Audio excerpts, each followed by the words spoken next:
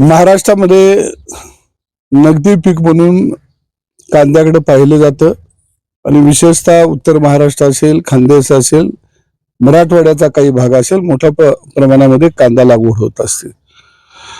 आणि कांदा हे पीक गेली अनेक वर्ष झालं संवेदनशील पीक झालेलं आहे, राजकीय मुद्दा सुद्धा बनत चाललेला आहे।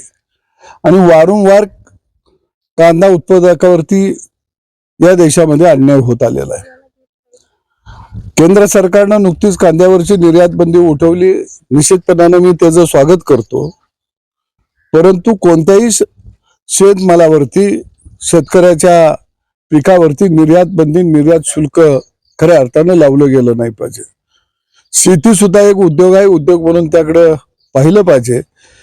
ज्यांना कांदा खायला महाग वाटतो अशाने निश्चितपणानं शेतकऱ्याच्या बांधावरती यावं, 4-2 सऱ्या शेतकऱ्याच्या शेतातल्या भाडेपट्ट्यावरती घ्यावा, कांदा लावावा आणि त्याच्यावर कुशाल रात्रभर झोपावं।